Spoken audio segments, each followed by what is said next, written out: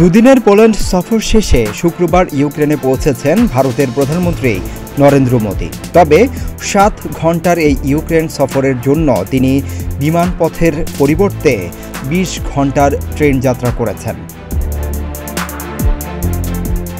Russia Ukraine যুদ্ধের কারণে কিয়েভের বিমানবন্দরগুলো অধিকাংশ সময়ই বন্ধ রাখতে হয়। সড়কপথেও যাতায়াত ঝুঁকিপূর্ণ। এ কারণে ইউক্রেনের বিশ্ব নেতারা ট্রেন ভ্রমণকেই বেছে নিয়েছেন সবচেয়ে নিরাপদ পরিবহন মাধ্যম হিসেবে। শুক্রবারে ইউক্রেনের প্রেসিডেন্ট ভ্লাদিমির জেলেনস্কির সঙ্গে বৈঠক হওয়ার কথা রয়েছে নরেন্দ্র মোদির। এই বৈঠকে চলমান যুদ্ধ ছাড়াও বাণিজ্য, অর্থনীতি, বিনিয়োগ, শিক্ষা, সংস্কৃতি ও দ্বিপাক্ষিক সম্পর্কের বিভিন্ন দিক নিয়ে আলোচনা করার কথা রয়েছে দুই দেশের রাষ্ট্রপ্রধানের। 23 আগস্ট এই তথ্য নিশ্চিত করেছে এনডিটিভি।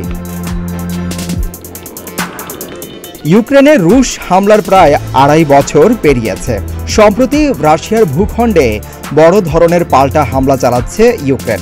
এ অবস্থায় নিজেকে সম্ভাব্য শান্তি প্রতিষ্ঠাতা হিসেবে উপস্থাপন করতে যাচ্ছেন নরেন্দ্র মোদি, এমনটাই মনে করছেন বিশ্লেষকরা।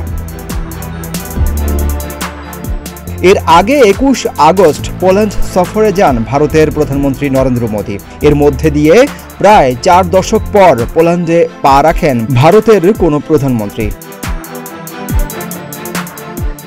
এ সফরে পোল্যান্ডের প্রধানমন্ত্রী ডোনাল্ড টাস্কের সঙ্গে বৈঠক করেন নরেন্দ্র মোদি। পরে এক যৌথ সংবাদ সম্মেলনে নরেন্দ্র মোদি বলেন, ইউক্রেন এবং পশ্চিম এশিয়ায় চলমান সংঘাত আমাদের সকলের জন্য এক গভীর উদ্বেগের বিষয়।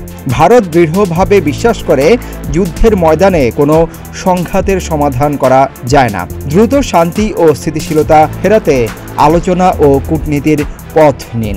ভারত তার বন্ধুত্বপূর্ণ দেশগুলির সঙ্গে একযোগে সম্ভাব্য সব ধরনের সহযোগিতা দিতে প্রস্তুত। তিনি আরও বলেন, একটা সময় ছিল যখন ভারত বিভিন্ন দেশের সঙ্গে দূরত্ব বজায় রাখত, কিন্তু এখন পরিস্থিতি বদলেছে।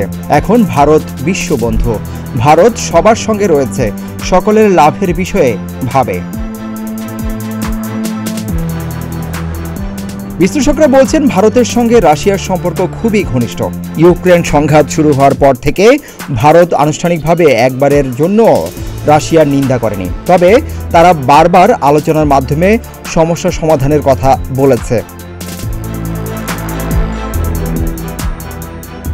চলতি বছরের জুলাইয়ে রাশিয়া সফরে গিয়েছিলেন ভারতের প্রধানমন্ত্রী মোদি। প্রেসিডেন্ট ভ্লাদিমির পুতিনের সঙ্গে আলোচনা করেছিলেন তিনি। সেই সফরের সমালোচনা করেছিলেন জেলেনস্কি।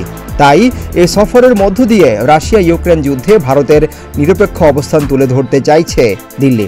তবে ভারতের প্রধানমন্ত্রী নরেন্দ্র মোদির কথা কতটা শুনবেন বন্ধু রাশিয়ার প্রেসিডেন্ট ভ্লাদিমির পুতিন, সেটাও এখন দেখার বিষয়। এদিকে বৃহস্পতিবার রাতেও ইউক্রেনের চেরকাসি, কিরোভোহার্ড, পোলতাভা ও সুমি অঞ্চলে ড্রোন হামলা চালায় পুতিন বাহিনী। তবে এসব ড্রোন ভূপাতিত করেছে জেলেনস্কির বাহিনী, এমন দাবি ইউক্রেন সেনাদের।